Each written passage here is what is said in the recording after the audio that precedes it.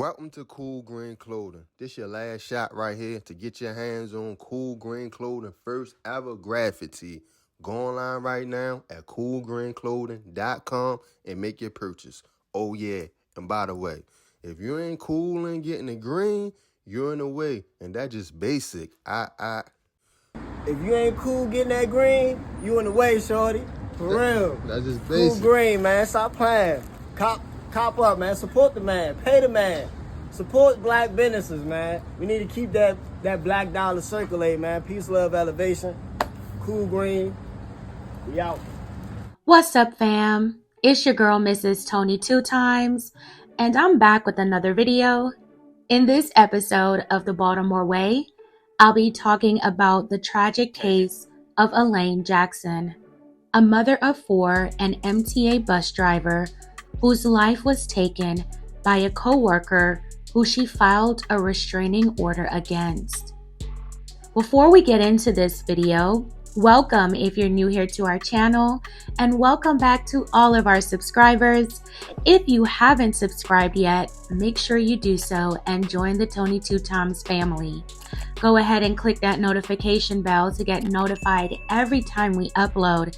And if you're rocking with the content, don't forget to hit that like button. Be sure to share this video and make sure you watch until the end to hear my full commentary. All right, let's jump right into it. Workplace romances can go either one or two ways. Either they can blossom into something long-term, or other times the relationship fizzles out and they peacefully go their separate ways. But what if a workplace relationship doesn't end well, and now the two individuals have to face awkwardness or tension when they have to interact with each other at work, especially if the other person didn't want the relationship to end?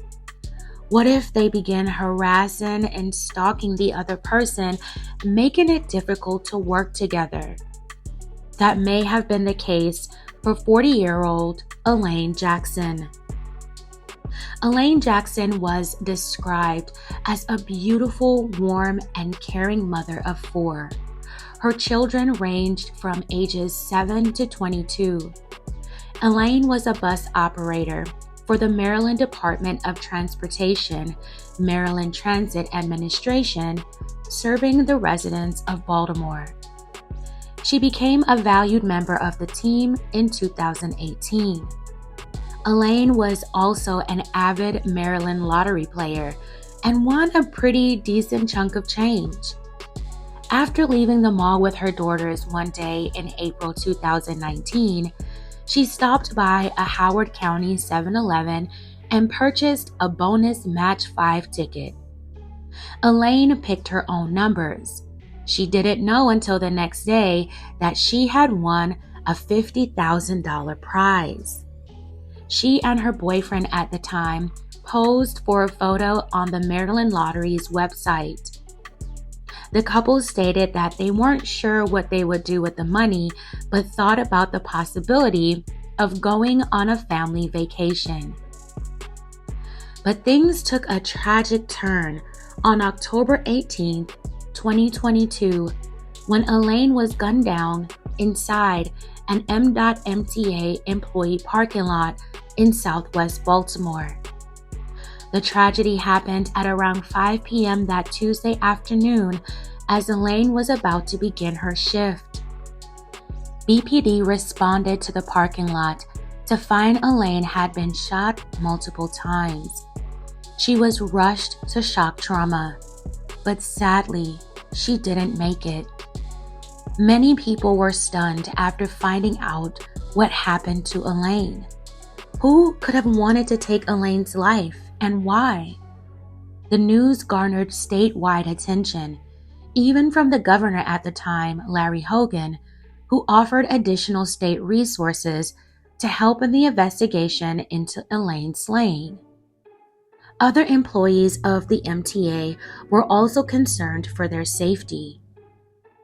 As the investigation into Elaine's slaying continued, the public learned that Elaine had recently filed a peace order against a guy who she worked with at MTA. A temporary peace order was granted just 4 days before Elaine was slain. According to reports, the application for a peace order was filed by Elaine on October 12, 2022.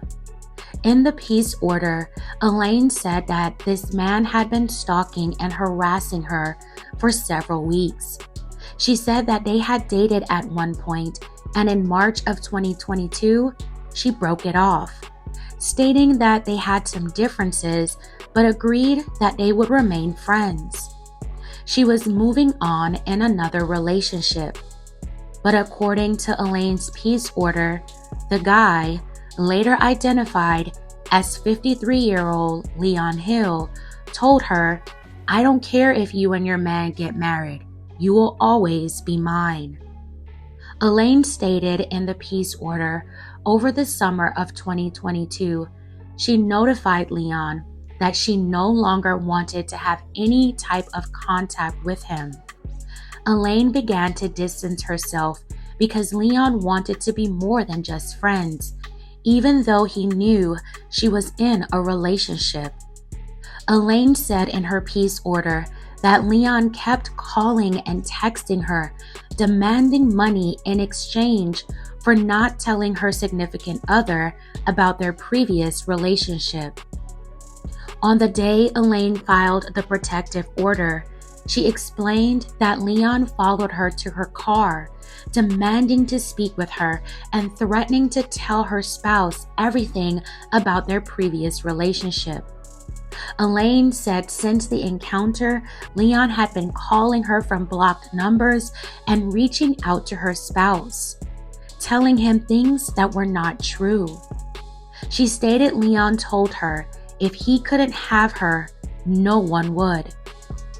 Elaine was scheduled to appear in court to fight for an extended peace order just days after she was slain.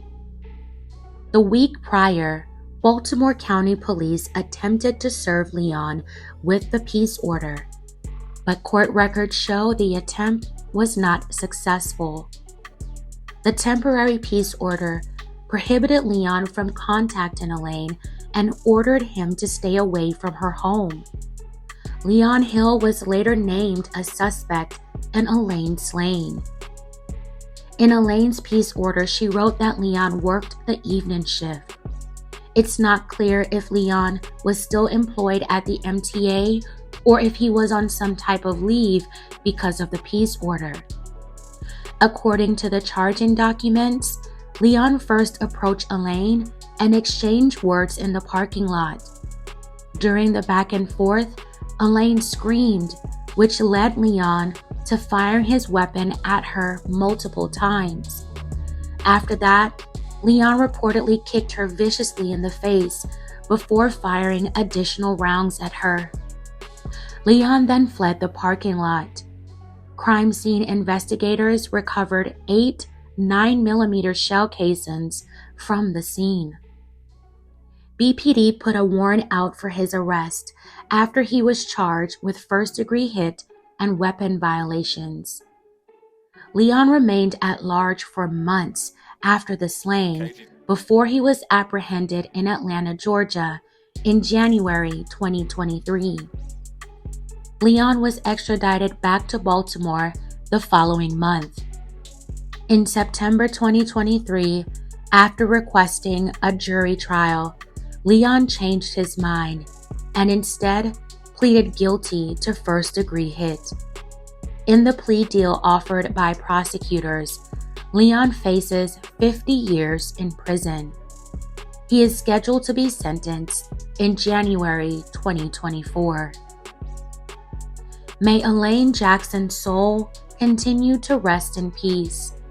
My deepest condolences and well wishes go out to her family, especially her children. Elaine was described as a wonderful mother. To have to lose a parent under these circumstances can be traumatizing and heartbreaking, to say the least. Elaine was loved by everyone who had a chance to know her. Elaine's life was savagely taken at the hands of a man who wanted to control her and got mad when she wanted nothing more to do with him.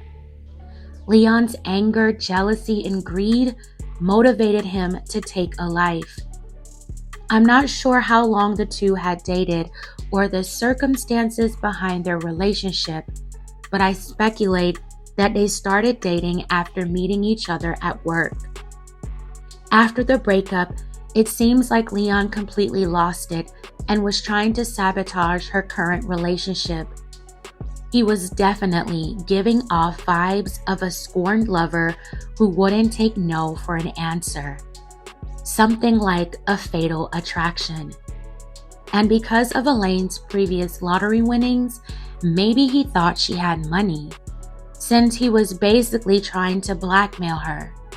Elaine attempted to do all the right things lawfully to protect herself and her family from Leon, but sadly, that didn't stop him. It must have been hell for Elaine having to run into Leon at work and then dealing with his harassment outside of work. Workplace romances can be a recipe for disaster and turn into a toxic situation that's hard to escape. Fam, tell me your thoughts on this in the comments below. Alright fam, that's it for this episode of the Baltimore Way. Thank you all so much for watching. Please don't forget to like, share, and subscribe. This is your girl, Mrs. Tony 2 Times, and I'm out.